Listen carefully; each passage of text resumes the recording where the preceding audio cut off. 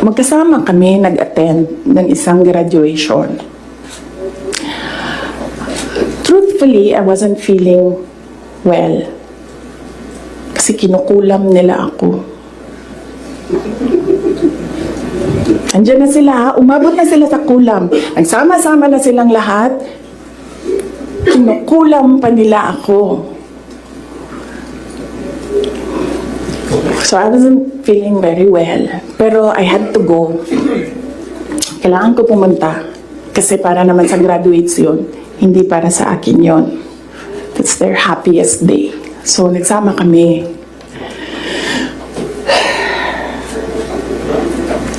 Nagsama kami. Nakatayo kami doon. And merong isang graduate na alam nyo, para sa akin, there was some sort of inappropriateness sa ginawa ng bata. Pero bata ito eh. So ikaw din, meron ka din dapat sana sigurong pag-intindi kung saan nanggagaling yung bata. And ang reaction mo, ang response mo, should be so that the child will learn a lesson. So meron isang graduate. Sabi nung graduate, Mr. President, can I have your watch as a graduation gift?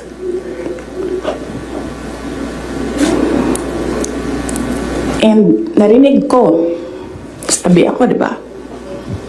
Narinig nung katabi ko. Narinig nung katabi ng katabi ko. But apparently, this guy, di niya alam kung ano isasagot niya. So, ang ginawa niya, pinaulit niya sa bata. What did you say? So, this time, syempre bata, hindi niya alam ba saan yung inulit ng bata, louder this time. Mr. President, can I have your watch as a graduation gift? Nasagot niya. Why? Why will I give you my watch? At that point, may sakit na ako. I wasn't feeling very well. Nandun lang ako, nakakatayo ako doon kasi may gamot ako. Gusto ko tanggalin yung ulo niya ba?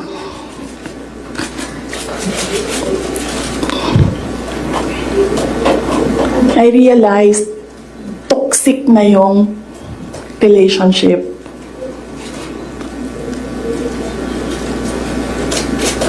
And it did not help na itong dalawang katabi ko tumawa pa.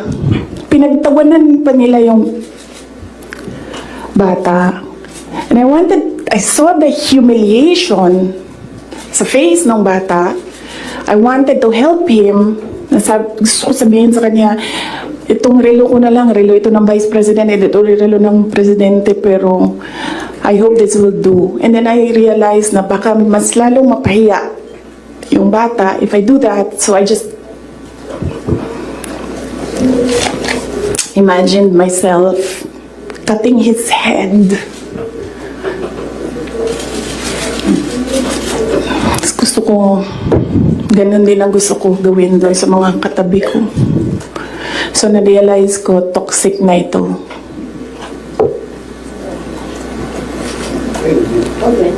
When was that, ma'am? One of the graduation, hanapin niyo yung footage, makikita niyo doon yung mukha ko. Tsaka mukha niya. I-lip read niyo yung sinasabi niya. Why? After you were in high school graduation, ma'am? Or Hanapin niyo yung footage, ma'am. Magtrabaho kayo konti, mag-research kayo.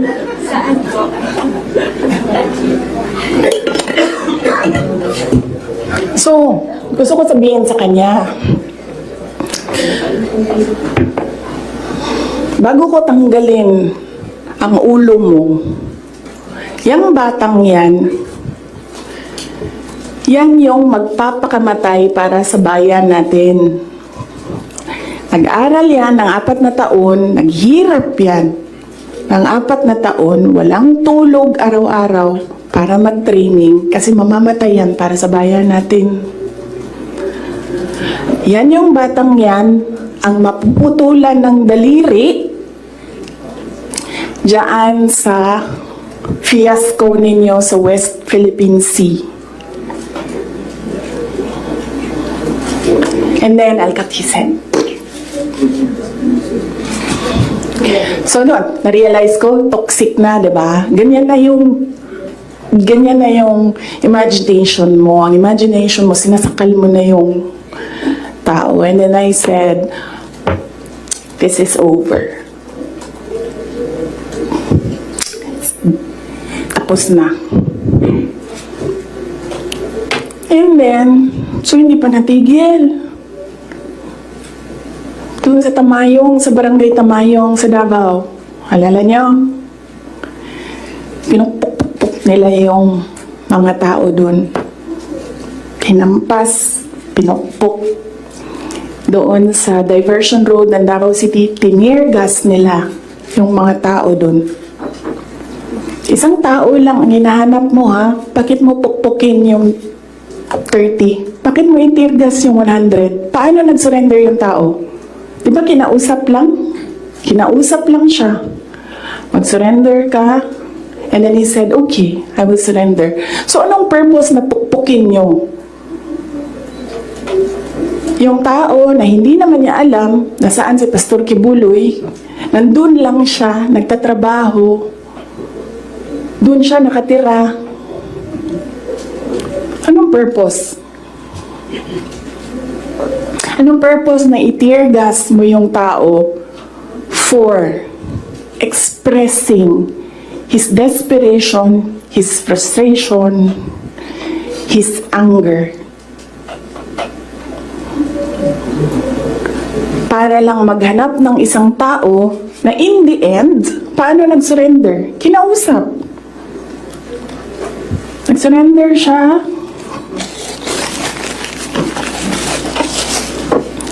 Kinausap siya.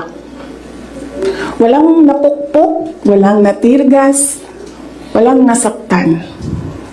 And then, kailangan nyo talaga ganunin ang mga tao. And then I said, it's all over. So, umupo ako dun sa table ko sa DepEd at the time. And then sabi ko, sarili ko, okay,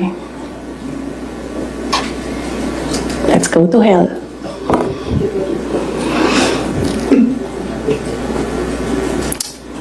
Sa NBI po